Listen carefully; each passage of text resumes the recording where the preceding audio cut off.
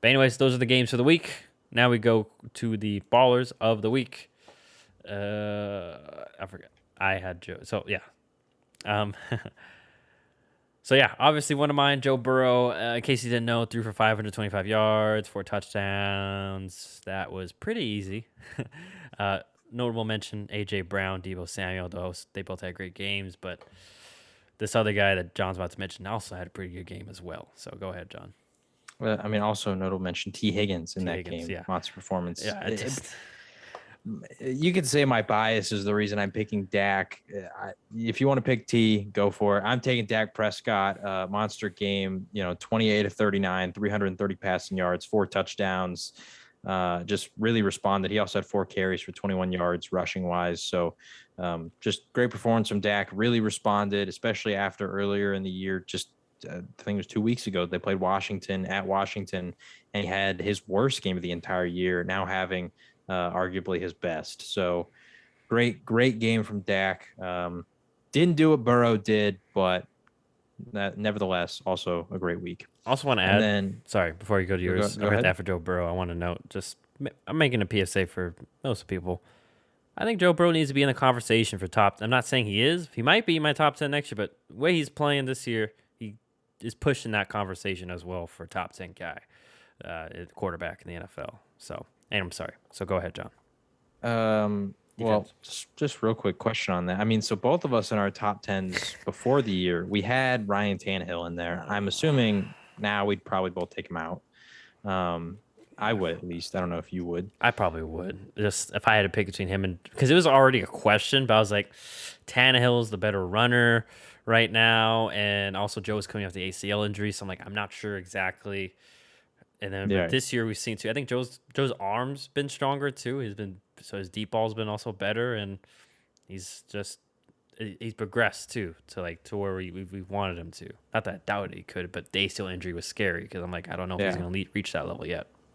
Now the tough part there is, we also had Deshaun Watson in, so that means both of us actually did not have Justin Herbert or Joe Burrow, who were both, they were coming off their rookie year, so it's Yeah. tough to put them in. So I mean, Honestly, might not include Deshaun just because he's been out of the NFL for a year. So I'd rather right, wait and be. I'll wait for him to come back and see too. right. So I think next year I'm Uh, gonna exclude him from my list just because he didn't play this year. I didn't have Kyler on mine. I had Matthew Stafford. I'd probably put Kyler above Matthew Stafford now, also above Ryan Tannehill. But you didn't have Matthew Stafford on yours, so I I just don't have a think he would. question between Stafford, Burrow, Herbert. Let's do like the start bench cut. Okay. What are you doing with those three? Honestly, I'd start Burrow, bench Herbert, cut Stafford, and that's because Stafford he's been good this season, but honestly, probably not one of his better seasons. I've seen a lot more from Stafford in previous seasons. I think he's lost a bit on his arm. I'm not sure if he didn't hit the weights I'm not sure, but his arms doesn't his ball's not popping as much from his arm and his deep. We're seeing it on his deep throws. We saw it earlier in the season, like I mentioned, kind of short, not really getting it deep on Deshaun Jackson when they had him. Saw it a couple times for Van Jefferson. That's lead up picks. So and then Herbert's had a lot of ups and downs this season. Now that's on him, but it's a tough grade on Herbert. But Burrow's just been more consistent, as we've seen. Granted, he's had the weapons to help him, but he's made the most out of those weapons too. So it's tough between Herbert and Burrow. Not that Stafford's that far behind, but I think there's a clear conciseness for me where I'm go, or he's just very clearly underneath those two guys. Not far, but there's a definitiveness there. So that's a great question. But what about you? I think I'd do the same, but I'd swap Herbert and Burrow. Okay. And It I wouldn't argue against that. It was it's that close. I just it's just tough because Burrow didn't get to play his full rookie year, so we know more about Herbert than we do Burrow. Also, as a fantasy owner of Burrow, I've seen more of his games this year to where he's been great in all of them, but also there are games where Joe Mixon takes over and he doesn't really have to do a whole lot, and so once again harder to factor that into the sample size.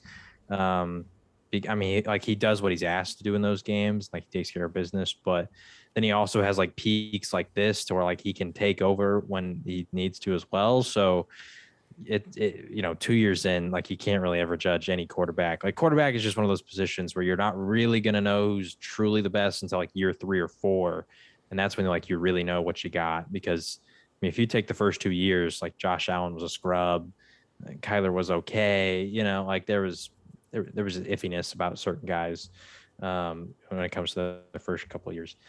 Anyway, my defensive baller of the week, back to the ballers of the week. And this pains me because it's a rival team, but from the Philadelphia Eagles, linebacker Alex Singleton.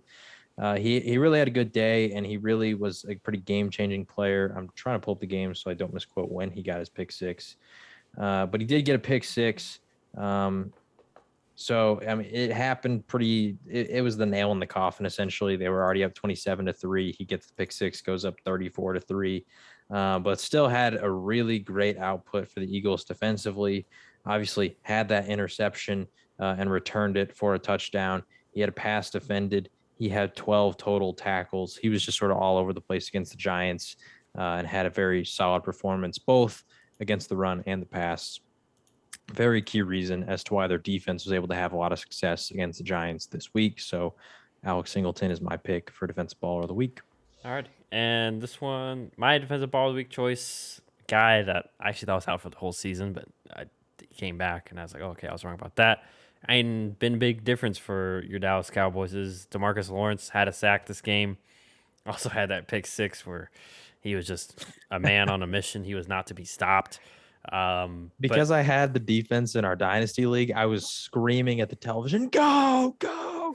And then unfortunately, it didn't matter anyway. hey, and they also had the block punt, so you're probably real hyped about that. I The was block going punt is what crazy. put you ahead, and then Yeah, unfortunately the rest came down. But yeah, DeMarcus Lawrence, big reason why. I mean, we all know Michael Parsons is a stud, but also what helps is when you have another guy on there, and DeMarcus Lawrence has also been another difference maker on the defense for a while there.